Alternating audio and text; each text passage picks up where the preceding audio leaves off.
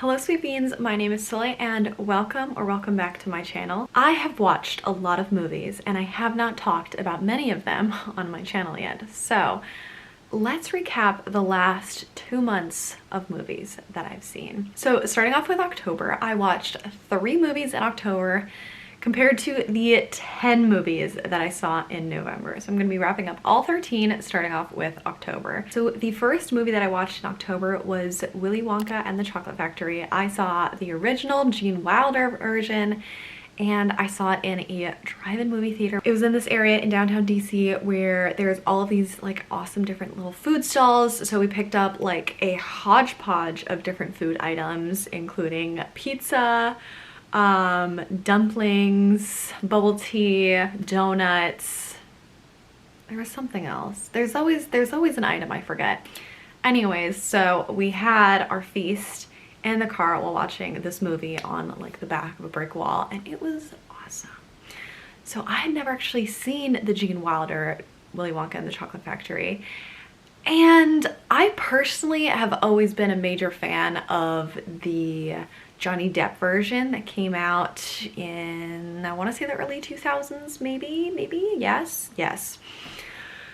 But I don't know, this one, I think I might be a bigger fan of the original version because this one was just so much fun. It felt a lot more like fun and nostalgic, and it felt like a little wild and goofy and whimsical, especially like you could really get the character of Willy Wonka from this movie. Like all of the different versions of him that we've seen in like different movies. Homeboy has been in that factory for like many years, consuming large amounts of sugar. He's a little, woo, you know, and I feel like this one really captured that wacky side of him. So that was fun. And it was just a good movie. It was just a good time. It was wild. So I gave that one 3.5 stars. Next up, I watched Saturday Night, which is kind of the dramatized version of the first ever night of Saturday Night Live.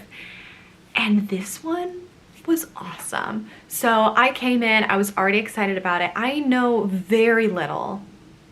I knew just about nothing about like the original cast of Saturday Night Live, how Saturday Night Live started, all these things. I only really started watching SNL in like the later, like starting in like the later years with like Amy Poehler and Tina Fey and that cast, and then like the current cast and like the ones in between, obviously. But I knew very little.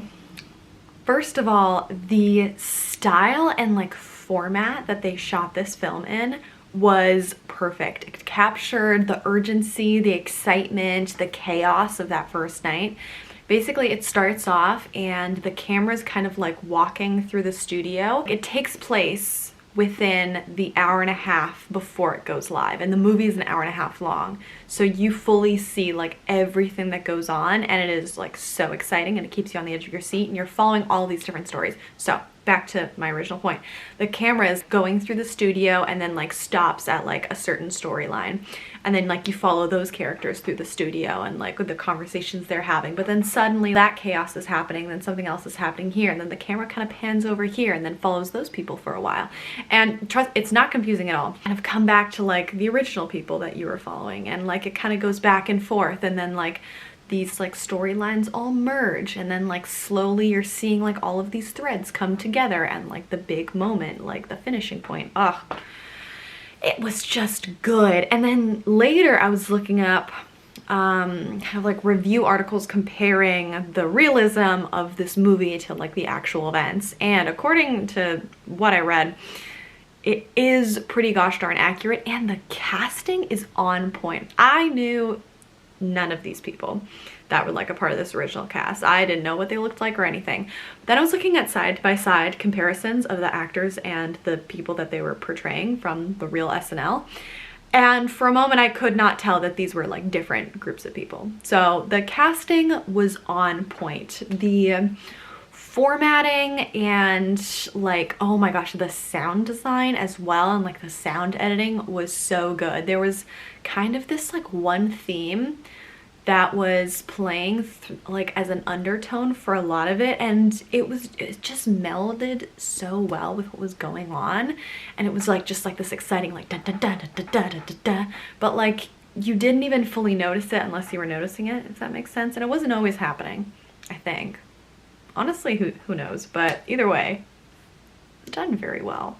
So I gave Saturday Night Live, or Saturday Night, 4 stars. Next I watched We Live in Time with Andrew Garfield and Florence Pugh. I've been waiting for this movie for over a year. There were like promo shots that leaked when they were filming this like a year ago in England, and everyone was like, is this a new romance on the horizon with Florence Pugh and Andrew Garfield? Oh my god. And I've been looking forward to this movie ever since. It did not disappoint. This movie was fantastic. It was phenomenal. It was emotional. It dealt with like so many complex themes of growing older and illness and deciding what you're looking for in life and prioritizing career versus family versus goals. Really the connection between partners and finding like middle ground. Oh my god, this movie was fantastic. And it does have like somber moments. It is, I will say that like one of the main characters is dealing with like a terminal illness throughout like a lot of the film. So you should know that going in. Like it's not just like a happy-go-lucky like rom-com. And it's hilarious at times. There's definitely a lot of comedic elements, but you should know that this is like an intense film and you might cry at points. And man, this movie got me. The two of them I love as actors. I've loved everything that they've both been in. I've seen a lot of their stuff, and there is this one scene, and I will only say that it has to do with someone giving birth, and I was cackling with laughter. This scene is phenomenal. It's fantastic. You are on the edge of your seat. You are just, they did a great job, and they did a great job with how they ended the film as well. Oh my god, I wanted to go see it again in theaters. I think it's still technically in theaters as I'm filming this, but also it is an emotional movie, so I need to give it some time, but I will definitely be rewatching it soon, and this gets both a 5-star and a heart from me. Now moving on to the November movies. So in November I had a couple of rewatches and a couple movies that I saw for the first time. I watched 10 movies and I had exactly 5 rewatches and 5 new movies. Did not plan that at all. Weird coincidence that I did not even notice until just now. So first, starting off with a rewatch, I rewatched Palm Springs. I love this movie so much. So much. Oh my gosh. It is Jesse Eisenberg and Kristen Milioti. Kristen Milioti is the love of my life. I have watched everything that she is in since she appeared in How I Met Your Mother. She can do no wrong. She can do absolutely no wrong. So this is a time travel / time loop movie that takes place in our world. And it starts off seemingly normal at a wedding, and then things start to go off the rails and you find out this is a time loop story, and you find out how this started, how it's happening, who's involved slowly as it progresses, and it is just so freaking funny. I laugh so much when I watch this movie. I love it so much. They're also like having deeper conversations about what you would do if like you were stuck in a time loop on all these things, and I ended up having like a whole existential thought about what I would do, like what I would prioritize if I was stuck in a time loop, because also the way that the day resets in this movie is either you fall asleep and then you wake up back at the start of the day, or if you die, you wake up back at the start of the day. I love this movie. It's 5 stars. It also gets a heart from me. Then I watched a movie that I've never seen before, Memento, which is a Christopher Nolan movie from 2000, and the concept and format of it is so interesting, and I have a specific list of movies that have funky formats like this that tell stories in like a new and weird way, and I love it so much. So in this one, the whole film is basically told in reverse, and it's so cool. So the first actual scene is like actually like a rewound scene, so like the whole thing is in reverse, but then after that it's like segments that are like, you know, told like it's like going forward in time, but they're like segments that you're seeing like this part, and then like the next scene is like what happened before this scene, and then the next scene is what happened before this. So slowly you're getting more and more information and piecing together what's going on. And the reason why it's told like this is because the main character has short-term memory loss. There's a specific version that he has, but he can't retain his short-term memory.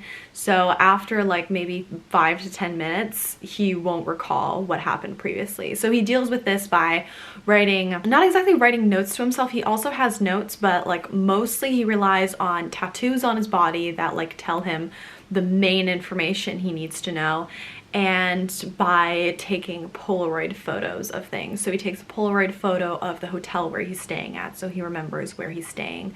And he takes a Polaroid of a woman that he just met, so he knows that he knows her and remembers her name. And then he'll write like a little note on the back about like, can I trust this woman? Or things like that. And he's also kind of like a bounty hunter. Not really, but like you don't know what his profession is. You just know he's like looking for someone. And he only has like his long-term memories before like this short-term memory loss set in. I won't give away how that happened or what he's doing or anything of that, because that is like essential things that you find out through this movie. It's so cool. It's so cool. I love this movie. This was so awesome. I loved how it told the story, and like you just know that it's a Christopher Nolan movie. You can just tell. And I gave this one 4 stars. Next, I had 2 rewatches for a very specific purpose. So I rewatched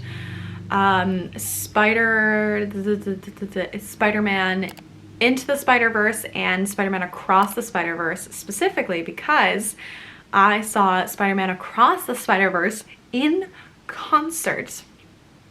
So basically, they like play the movie, and then there is a full piece orchestra in front of like the giant movie screen, and they've like taken like the orchestral score out of the movie and like certain like sound effects, and then the orchestra will be playing those, and they really encourage the audience to like, you know, shout when like your favorite characters are playing and like clap for the orchestra. And it was incredible. It was incredible. I loved it. It was so awesome. So because I was seeing this in concert, I rewatched the first one. And obviously I already loved these movies. I've already seen them. Upon rewatch, just fantastic. Just amazing, hands down. I mean, the first one, incredible. Just great. Just wow. What, like, the way that they tell the story through the animation style and how they use color and like comic book pop-ups just really enhances the story, or like the internal monologue that he has at some points. Great, amazing score, excellent storytelling. And even though we have so many different Spider-Man adjacent movies now, just a unique like twist on the story, and just great. The sequel, already thought it was incredible, phenomenal, amazing, but now upon rewatching it, I'm like, just amazing. And rewatching it in concert, wow, like it really heightens the experience. And especially in the sequel, like they play with color and character design in such fascinating ways with all of the different spider people and all of their different universes.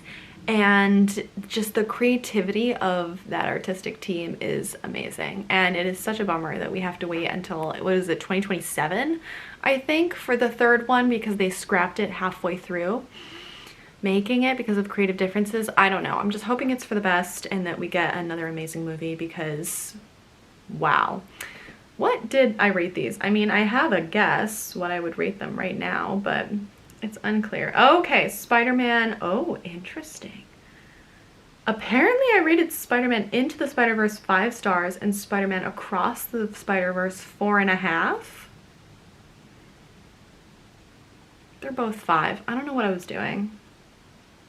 Very, very suspicious activity from me. So yeah, both rewatches, both amazing. Let's say they're both 5 stars. Then I had another rewatch, Princess Diaries, before I went on a stressful work trip. Great choice. Excellent choice. Princess Diaries is a classic if you have not seen it.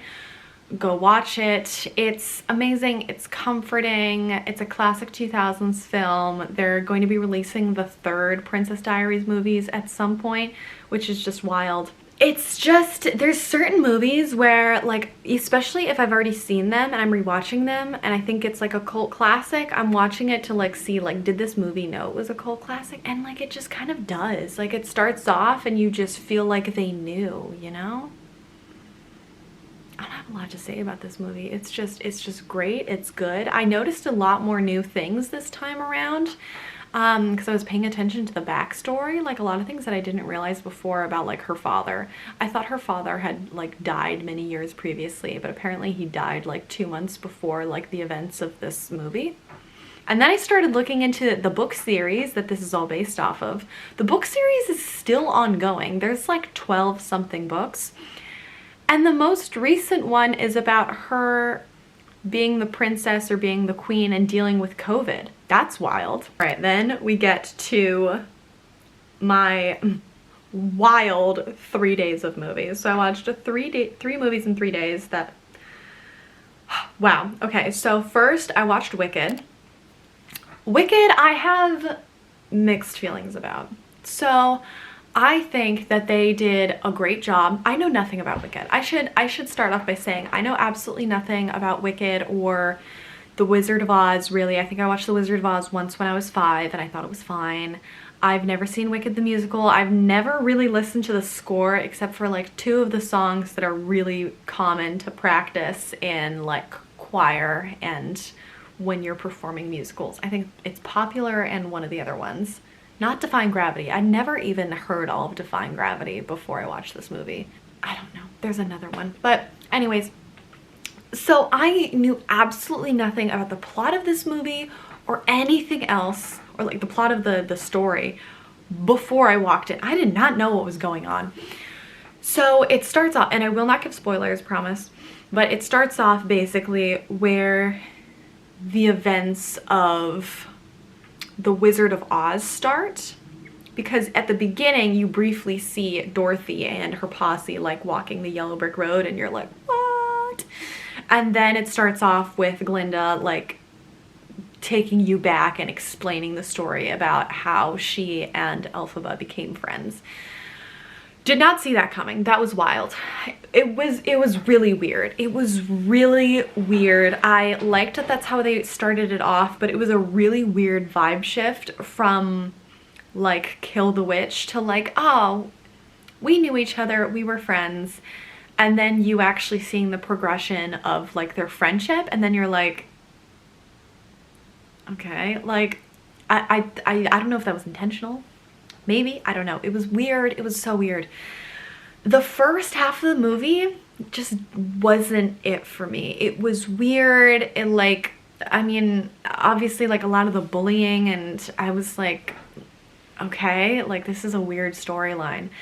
And then the second half, when they became friends and then things became a little bit better, I enjoyed a lot more. I think personally that they did a good job of like the production value was off the hook. The singing was incredible. I'm personally not a fan of Ariana Grande or like her music or any of that, but her voice in this movie was incredible. Cynthia's voice in this movie was astronomical. The two of them, like their voices blended beautifully together, so the singing was beautiful.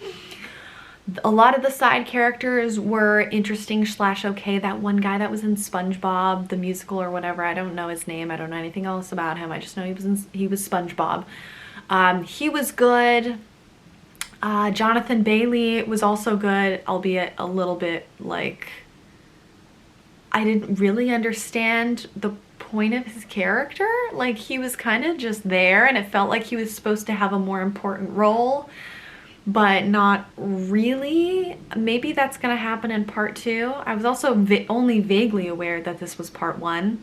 I don't know what else is gonna happen in part 2. Yeah, I don't know if like they really described her like villain origin story well, because I'm like, okay, obviously she's not the villain.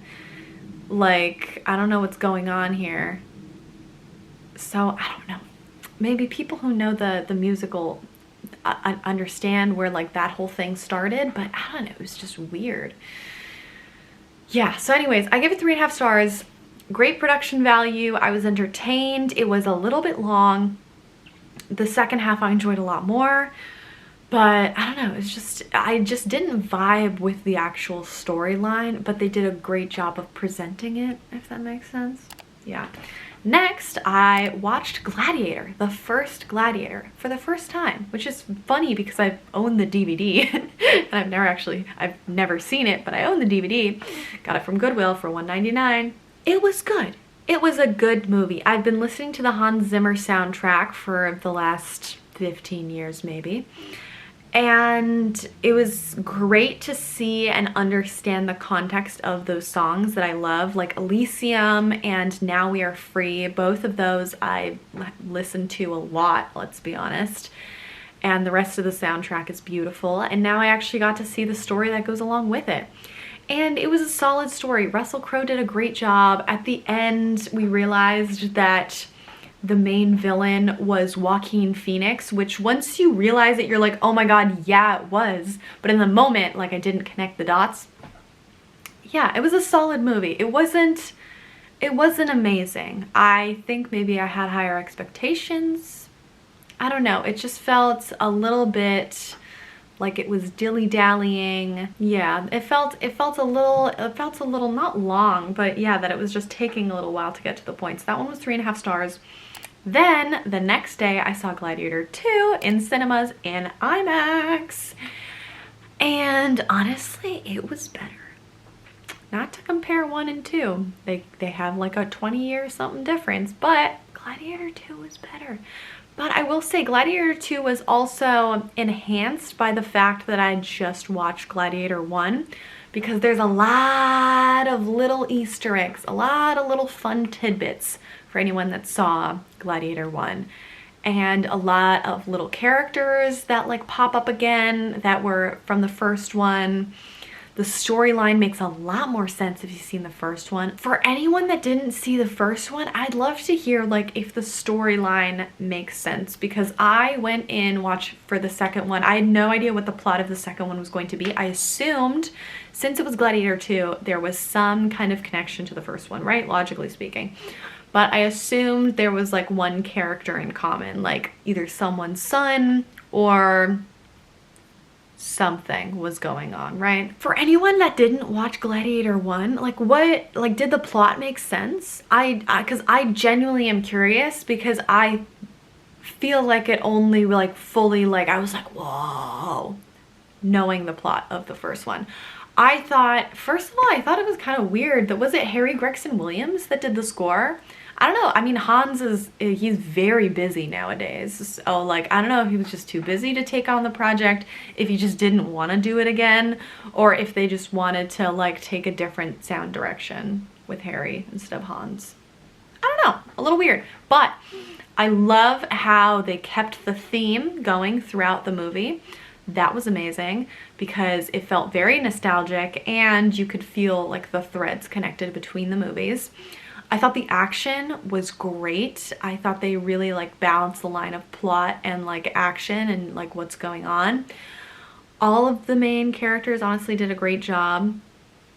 I think Pedro Pascal, Denzel Washington, and Paul Mescal were fantastic. Also Joseph Quinn, amazing. They were great. They were great in their roles. I felt like they really portrayed the characters well. I don't remember the actor's name of the other emperor, but Joseph Quinn was one of the emperors, and then the other emperor, I think those two emperors really had like the wacky, goofy, honestly inbred like emperor vibe going on. That was great. I was confused how they rose to power. That I feel like either I missed it or that wasn't explained. Yeah, great movie, great movie. I gave that 4 stars, 4.5, let's see. I gave it 4.5 stars. I had a great time. Then I watched Father Figures with my dad when he was visiting, which is a classic Owen Wilson movie. If you're looking for just like a straight up like comedy, turn off your brain, Owen Wilson style, like Owen plays the same characters every time. He's the same guy. This one had some classic humor. It was about Owen Wilson, and who's the other guy? Ed Helms. They were on like a mission they were on like a little road trip to figure out who their father was and to like track down their dad, because they just found out that like their dad is out there and alive and that their mom lied to them. So that's the entire plot of the movie. They go like all over the US trying to figure out who their dad is. And there's some interesting twists and turns. There are some fun side characters that pop up. Oh my God, there's a hitchhiker at some point. He honestly, he makes the film. He's fantastic. I loved him. Yeah, it was just a goofy time. Solid 3 stars. Like just a solid comedy. Nothing too special, but just like a good time. Then the last movie I watched was a rewatch again, and this was Strange World. So I watched Strange World the other night. Good movie. Good movie that not enough people have seen. Like, it's just a fun adventure. Honestly, I think Disney kind of butchered the promo on it because not a lot of people ended up seeing it, and Disney keeps getting stuck in a trap of them remaking the same movies, them making so many sequels of the same movies, and them just being stuck in the same worlds over and over again. And I think they really shine with their original movies. Like, all of their original things are what like really took off and what are most unique and have like the most amazing storytelling. And this one has such a fantastic story. It's so interesting because it came out after the pandemic, which if you've seen the movie, there's some interesting themes going on. That is all I say. That is all I will say. The plot of this one is fascinating. There's a lot of fun side characters. The dog is honestly the best character in the whole movie. And there's just a lot of beautiful displays of different kinds of love, honestly. Like, the mom and father figures of this movie are amazing. They have like all of these really cute romantic moments. And it's just lovely to see, especially in Disney where they usually kill off all of the parents. It's just really nice to see like wholesome family dynamics and family vibes. And there's like queer representation, which you rarely see in a Disney movie, and you rarely see them actually going fully in it. It's usually like a random side character that briefly mentions they have a girlfriend, and you're like, wow, this is the representation I've been looking for, this 1 second in a Disney Pixar film. But this one actually commits to the queerness, and thank frickin' God. It's a solid movie. If you haven't seen it, it's amazing. It takes place in like this other world, and like there's adventurers and explorers, and this son of an explorer kind of settles down after he finds this amazing like miracle plant that powers their city. And then like the actual story takes place 25 years later with him and his son, and they have to try and save their town, and they go on their own little like adventure exploration, and that's where the story gets started, and it's just great. So those are the 13 movies I've watched in the last 2 months. Let me know if you've seen any of these. If you've seen some amazing movies in the last 2 months that I have not, please let me know. Please send me recommendations because I'm always looking for more movies to watch. Thank you so much for watching, and I will see you in the next one. Bye!